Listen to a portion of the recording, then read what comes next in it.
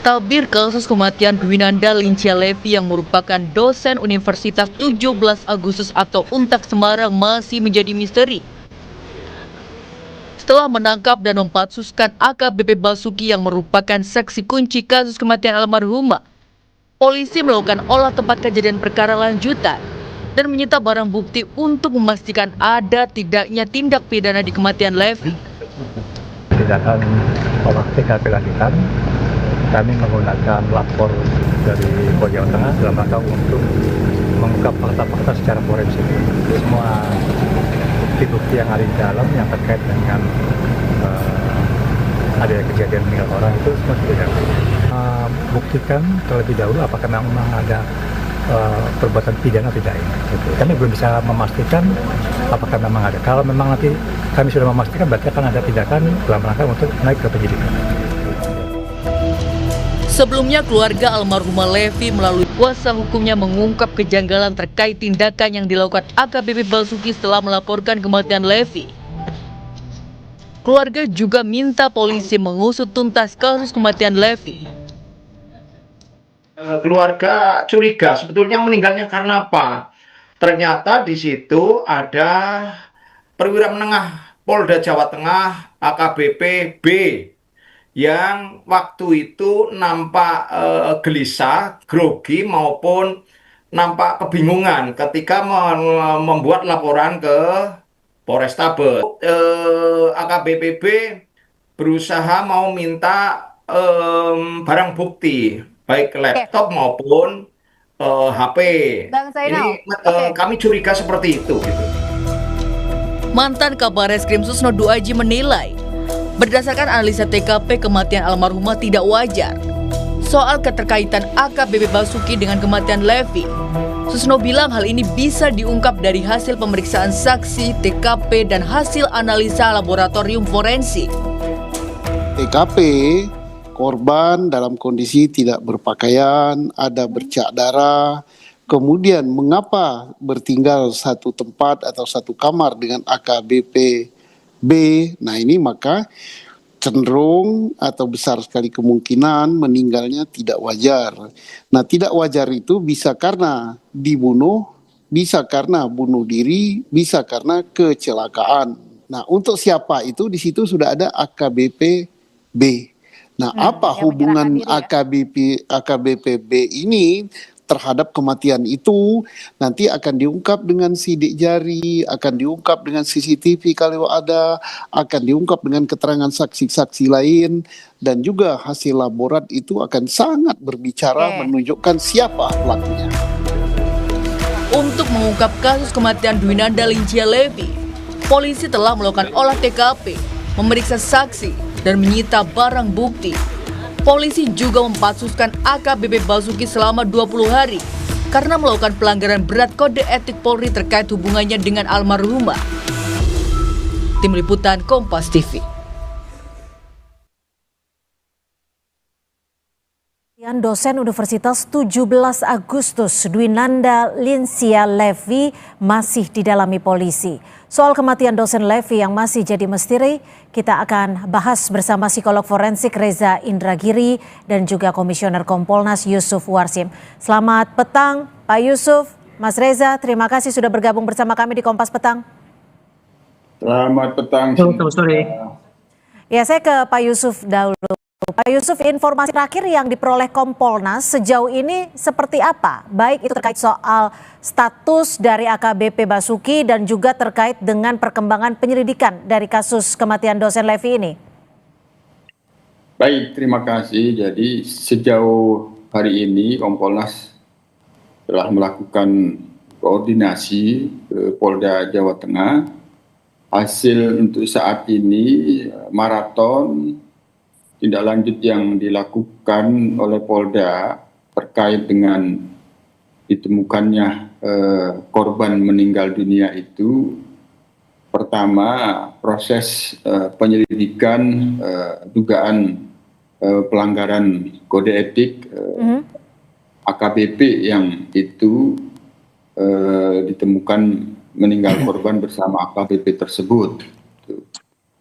Proses penyelidikan dugaan pelanggaran kode etik ini sudah ada dalam penempatan khusus, dan pada saat ini informasi yang baru kami dapatkan, sementara masih akan menyiapkan administrasi pembentukan komisi kode etik. Berarti intinya akan dilakukan sidang kode etik terhadap terduga pelanggar, baru terkait dengan bukti-bukti, alat bukti itu sudah cukup banyak. Tinggal yang kami tanyakan apakah hasil otopsi terhadap korban itu sudah ada, sementara masih proses meminta keterangan resmi hasil otopsi oleh pihak Propam. Tapi Pak Yusuf, apakah sudah diketahui jeda waktu antara kematian dosen Levi dan juga waktu di mana AKBP Basuki ini memberikan laporan? Jeda waktunya berapa lama? Sampai sejauh ini untuk itu masih dalam pendalaman penyidik untuk kaitannya dengan ada peristiwa pidana atau tidak. Yang sementara yang pertama saya sampaikan ini proses yang sudah maraton penyelidikan dugaan pelanggaran kode etiknya terhadap terduga pelanggar terkait dengan korban yang meninggal dunia itu kan masih dalam proses pendalaman penyelidik Polda DIY, termasuk penyebab kematian yang pasti. Tentu berdasarkan fakta-fakta yang salah satunya hasil otopsinya seperti apa, itu yang dari pihak penyelidik Propam DIY untuk Jawa Tengah untuk pelanggaran kode etiknya masih meminta keterangan resmi hasil otopsi tersebut, tapi sementara yang sudah terlihat bahwa terduga pelanggar sudah akan proses sidang komisi kode etik, sehingga selanjutnya untuk bagaimana korban meninggal dunia itu tentu dalam riwayat peristiwa pidana ada atau tidak, itu dalam proses penyelidikan dugaan tindak pidana ada atau tidak itu. Saya ke Mas Reza. Mas Reza, jika dari pihak keluarga menilai ada kejanggalan dalam kasus tewasnya dosen Levi ini, kalau Anda melihatnya seperti apa? Apakah ditemukan kejanggalan mulai dari ditemukan meninggal dunia hingga laporan yang diberikan oleh AKBP Basuki? Di dalam psikologi forensik sebetulnya ada 5 parameter untuk menentukan apakah sesuatu itu normal atau tidak, atau dalam bahasa awam janggal atau tidak. Nah, ketimbang kemudian semata-mata mengandalkan pada intuisi awam, termasuk dengan segala hormat dari pihak keluarga sekalipun, memang harus dilakukan pengujian secara saintifik. Itu sebabnya saya berkeyakinan bahwa saya sepakat dengan dikatakan oleh Pak Yusuf tadi, pintu masuk masalah ini adalah lewat otopsi. Kalau otopsi menyimpulkan terindikasi bahwa almarhumah meninggal akibat perbuatan orang lain, berarti homicide, itu adalah pidana. Karena itu adalah pidana, maka sudah barang tentu perlu dilakukan investigasi mendalam untuk mengetahui siapa orang yang mengakibatkan almarhumah kehilangan nyawa. Tetapi seandainya hasil uji saintifik, dalam hal ini yang saya maksud adalah hasil otopsi, menunjukkan bahwa almarhum meninggal kemungkinannya, pertama, kemungkinan akibat situasi alami atau natural. Yang kedua, meninggal akibat perbuatan disini atau suicide. Atau yang ketiga, kemungkinan meninggalnya almarhumah akibat kecelakaan.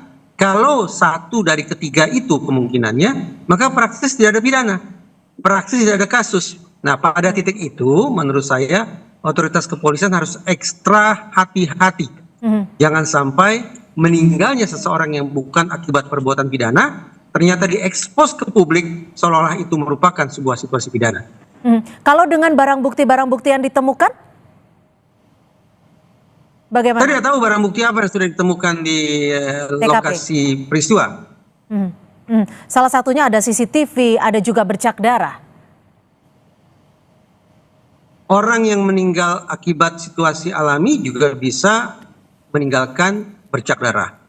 Orang yang meninggal akibat kecelakaan juga bisa jadi ada bercak darah.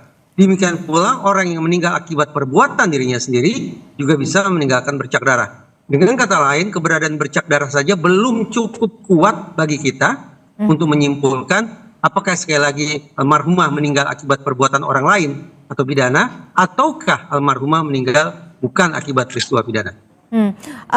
Pak Yusuf, bagaimana dengan kepastian bahwa lokasi yang sudah dilakukan olah TKP ini memang sudah sudah dipastikan tidak ada yang dihilangkan, tidak terkontaminasi, dan juga lokasi TKP ini benar-benar steril. Bagaimana Kompolnas memastikan bahwa lokasi TKP ini benar-benar tidak ada potensi kontaminasi? Ya, olah TKP sendiri ini sudah kita lihat sudah ada karena merupakan salah satu bukti di dalam proses dugaan pelanggaran kode etiknya. Ada dokumen olah TKP. Cuman apakah ini sudah final? Tentu berbeda kalau hanya ingin melihat pelanggaran kode etik terduga pelanggar dengan olah TKP yang kaitannya dengan apakah ada peristiwa pidana di tempat kejadian perkara, itu kan tentu berbeda. Maka hasil penyelidikan terkait dengan peristiwa pidana atau tidak untuk saat ini kan sementara belum ada, sehingga ini yang kita tunggu dan kita dorong. Sementara hasil otopsinya apakah sudah ada betul resmi, sementara itu juga ada disebut alat bukti rekam medisnya itu kapan, apakah ada rekam medis sebelum korban meninggal dunia. Nah, ini semua sampel forensik yang sudah diterima oleh pihak penyidik sejauh ini sebanyak apa dan apa saja, Pak Yusuf? Untuk proses saat ini, untuk kepentingan sidang Komisi Kode Etik terhadap terduga pelanggar, yang pasti penyelidik Propam sedang menunggu hasil resmi otopsi. Nah, hasil resmi otopsi inilah yang akan menjelaskan penyebab kematian korban, apakah ada benar mengalami dugaan kekerasan atau tidak, atau disebabkan oleh yang lainnya. Nah, tentu sementara karena ini belum mendapatkan hasil resmi, maka sepenuhnya ini yang berwenang menjelaskan ada pada penyelidik. Nah, penyelidikan untuk peristiwa pidana atau tidak kan ini masih terus berjalan. Hanya sekali lagi yang perlu pertama kita kawal, memastikan proses sidang Komisi Kode Etik ini akan berjalan secara transparan dan akuntabel. Yang kedua, nanti apabila kami hadir memonitor pelaksanaan sidang itu, tentu kami sekaligus akan meminta klarifikasi terkait dengan khususnya olah TKP di tempat kejadian perkara yang disebut rumah kos. Tapi begini Pak Yusuf, ini kan ada olah TKP lanjutan setelah AKBP Basuki dipatsuskan. Apa sebenarnya temuan yang sudah diterima oleh penyidik sendiri sehingga memerlukan olah TKP lanjutan? Yang pasti saat ini yang sudah terlihat terang itu adalah proses penyidikan dugaan pelanggaran kode etik yang akan dibentuk Komisi Kode Etik, artinya AKBP saat ini statusnya sebagai terduga pelanggar. Nah, untuk terkait dengan ditemukannya korban meninggal dunia, tentu ini masih dalam proses pendalaman penyelidikan penyidik, maka tentu ini yang kita harus tunggu. Yang intinya tadi sebagaimana yang sudah disampaikan oleh Pak Reza, selain dari kehati-hatian dan kecermatan, yang paling utama bahwa proses penyelidikan terkait dengan ada peristiwa pidana atau tidak itu benar-benar dilakukan secara transparan dan akuntabel, termasuk hasil semua penggalian fakta-fakta, rekam medis, hasil otopsi itu nanti kita dorong itu disampaikan secara terbuka. Oke, Mas Reza, kalau dari kasus ini sendiri, biasanya sampel forensik seperti apa sih yang ditemukan baik itu di TKP yang bisa membantu terungkapnya misteri kematian dari dosen Levi ini? Ya, sementara kedokteran forensik masih bekerja terus untuk mencapai sebuah kesimpulan tertentu, psikologi forensik semestinya bisa berkontribusi juga. Paling tidak untuk menyisir misalnya apakah ada kemungkinan bahwa almarhumah meninggal akibat keputusan yang diambilnya sendiri atau suicide. Berarti dilakukan bukan lagi otopsi kedokteran tapi otopsi psikologi. Nah, otopsi psikologi itu dilakukan dengan apa? Misalnya tadi Pak Yusuf menyebut bahwa sudah ada alat-alat bukti berupa rekam medis dari almarhumah. Nah, dengan pemeriksaan terhadap rekam medis itu akan bisa diketahui riwayat kesehatan yang bersangkutan, termasuk seberapa jauh kemungkinan bahwa kondisi kesehatan fisik yang bersangkutan tersebut akan bisa berujung pada meninggalnya seseorang.